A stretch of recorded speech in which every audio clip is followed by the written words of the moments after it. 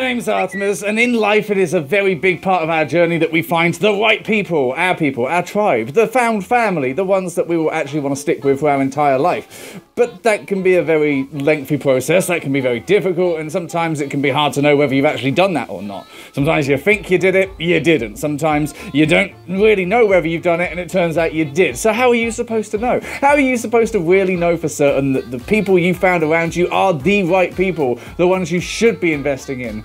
More importantly, how are you supposed to know that they're not, and that maybe you should be looking elsewhere? Oh, shit, that's what today's video is about, so... I suppose I better tell you. Okay, let's see what I can come up with. You matching energy is one of the biggest signs that you just match up as people, that you are the right kind of people to spend your time together. And it's really simple. You just feel comfortable. You're almost like chemically bonded, where you just feel at ease, you feel calm, you feel content. You can enjoy a silence together. You know how to spend time together. You have the same routines, the same ideas of what you do. You just naturally gel. You know, you don't have to go out and do huge, big, amazing, adventurous days out. You can just chill and vibe and have a quiet day and still feel just as fulfilled. It just feels natural. It's such a clear and easy sign. But until you sort of feel it the first time, fully, you don't really have an awful lot to sort of match it back to and know in future circumstances that that's the same thing. On the other side of this, does it often feel like it's all a bit of a chore, like it's all a bit of hard work? Like it doesn't really flow naturally and you're constantly having to put effort towards it?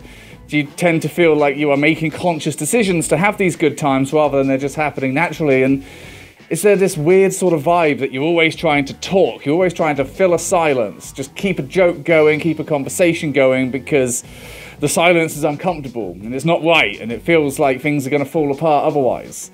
These are signs that maybe you're not quite matching up on energy and maybe things aren't as Gucci as you might wish they were. And I'm not saying that it's an inherently bad thing, I'm just saying that it might be a sign that these people are not as close to you as other people potentially could be.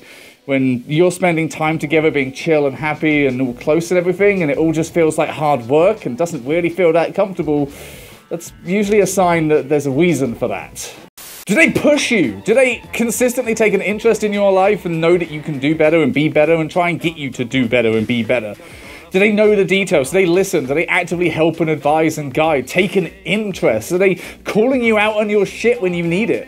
Do they support your life? Do they support you? Are they your ride or dies? Are they the sort of people that won't let you just sit and stagnate? And if you are being a whiny little bitch, they will call you a whiny little bitch. These are the really important things. This is what true friends do. They don't just enable you. They don't just sit there and just be like, yes, whatever you're doing is great and fine and lovely. And I'm going to keep saying that because I'm scared that you'll push me away if I don't. No, real friends, real found family will take on board all of your information and say, yeah, you're being a whiny little bitch. You need to shut the fuck up and get this shit done. Yeah. Like, I'm not going to let you just sit there and stagnate and do fuck all. They will push you, they will drive you, and when you ask for that advice, they will have informed advice because they've been listening and taking note. That's how you know. That's how you fucking know that these are ones that you want to stick with. They will help you to be the person that you really want to be. On the other side of pushing you to be better, are they just pushing you because they want to, because they find it fun, or are they even pushing you away? Are they offering advice, but you can tell they're not really invested? They're offering it with a sort of, oh, why don't you just do this? Why don't you just do that? Oh, well, stop complaining about it. Are they genuinely taking an interest in your life? Are they genuinely trying to help you and find good advice that's going to help your situation? Or are they just doing it begrudgingly because they know it's expected? Are they even listening? Are they even retaining information? Are they the sort of people that know what's going on in your life inherently because they're a part of it? Or are they just basically saying filler sentences over and over again, hoping this conversation's going to end because they don't really care? They're not really that invested in you or your issues. Obviously, not everybody has to be super invested in you and your life, but again, if they don't really show the basic level of interest and don't really care to help you, even if you help them with their problems, it might be a very important flag of a particular colour you should take note of. And of course, on the other side, do you push them? Do you want them to do better? Do you want them to succeed? Do you feel genuinely happy and fulfilled when you see them win? It's not jealousy. It's not anger or frustration that it wasn't you. You're just happy that, oh my God, yes, they're doing good. I'm so happy they deserve it. Are you actively helping them push forward? And are you happy to give them the harsh truth?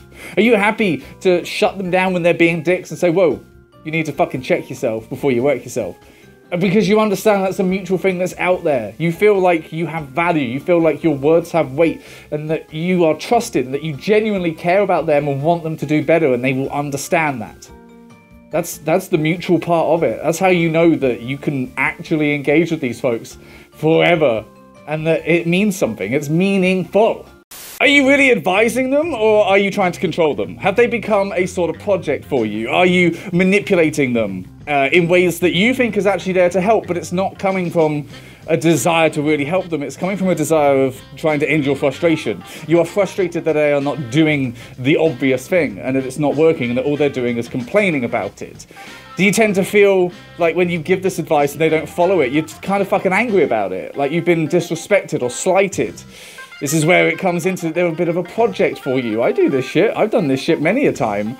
And is this something that you consistently see them keep doing, and they keep complaining to you about this problem, and you get to a point where you're like, you know what, I don't think I can actually help you, and I have an innate desire to help, but clearly it's not working. My advice is not working. What I would suggest is not working. It doesn't have to. You don't have to follow that. You really don't.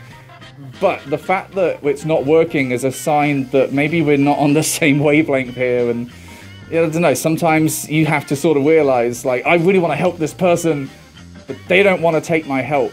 And, you know, I show value in a relationship by trying to help. And if I can't do that, then I ultimately feel worthless in this relationship and things don't flourish. If you're of the same persuasion, this might be a bit of a problem to deal with.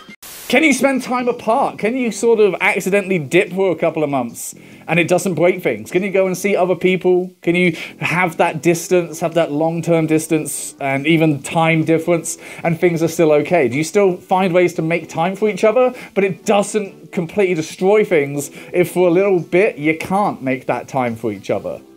Is this something that you find that when you do get that chance after a couple of weeks, couple of months to have a conversation, that nothing has changed? You just pick right back up where you left off.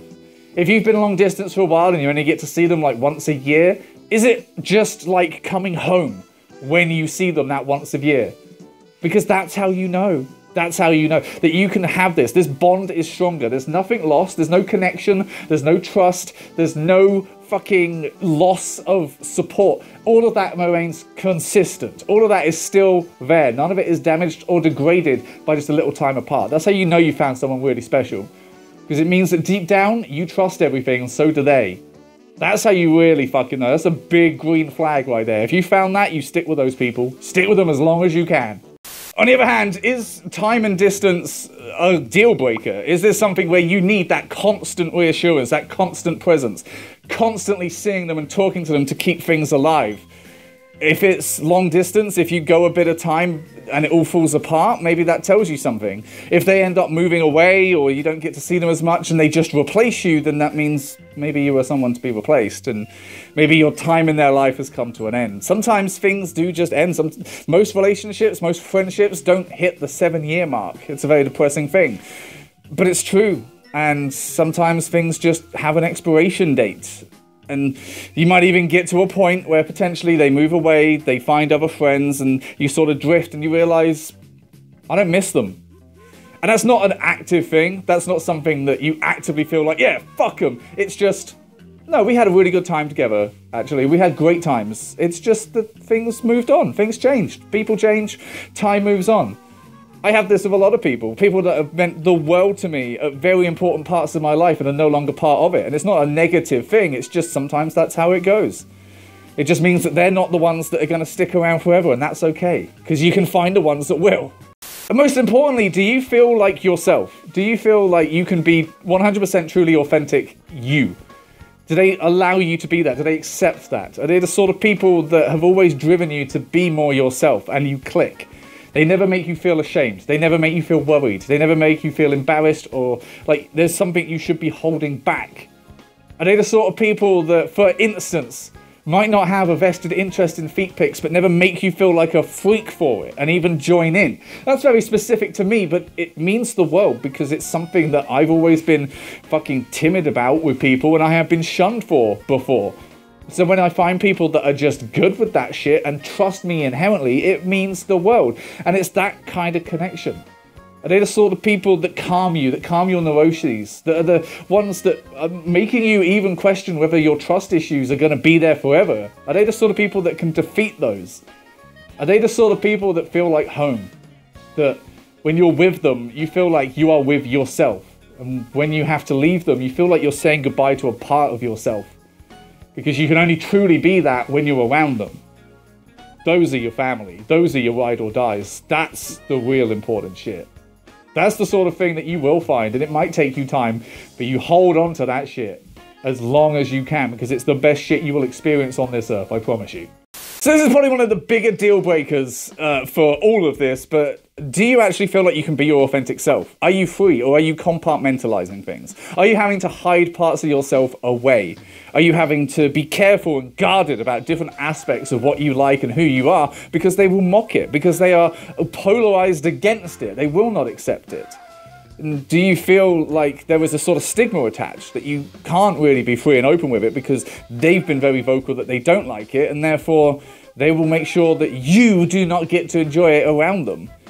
These aren't things that are huge deal breakers in some cases. You can obviously be friends with people who don't share every single interest you have, but there's a difference between them being ambivalent towards it and them being outwardly negative about it. And if they're making you feel like shit for something that you like, for someone that you are, then they ain't people that you should be spending your energy on.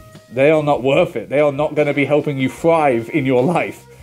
And that's a very difficult thing to come to terms with. It almost feels selfish, but what the fuck is wrong with being selfish? Look after yourself, folks. Jesus. Thank you very much for watching. Hopefully you enjoyed this video. Hopefully it helped. Hopefully you found some people like this, or you're in the process of finding it. I believe everybody can. I just believe that not everybody knows how to, or how to recognize it. And sometimes it's very easy to think you found it and they're actually really wrong for you. So be wary, be on guard with some of it sometimes, because I've done it myself. I've invested in the wrong people before and it never works out. But thank you very much for watching. I hope you enjoyed this video. If you would like to support us and our move to the US, there are multiple different ways that are happening there. Thank you for everybody who watched the video last week and expressed true horror that I'm moving to the US. Fucking wonderful support, guys. Really appreciate it. We've been doing this shit for over a year. And you're telling me like, oh, you shouldn't be doing it now. It's really bad timing. Motherfucker, this wasn't happening back in September when we filed, okay? It's not our fault that there was all of this political upheaval. I'm just trying to live my fucking life. Jesus Christ. Did you not watch the video? Did you not understand how big this process is? I didn't just go to the post office and say, 1 US visa, please. It took a fucking year. Jesus. But yeah, thanks for your support. Thanks for all of the wonderful, oh, you're ruining your life comments. Really appreciate it, you bastards. So if you did that, you better fucking support us somehow, okay? You got one chance to make it up. Go and buy some feet pics. Go and buy some merch. Get on the Patreon. PayPal me. Fuck it. I will guilt trip you.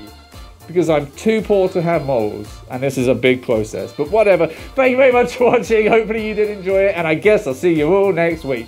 Bye!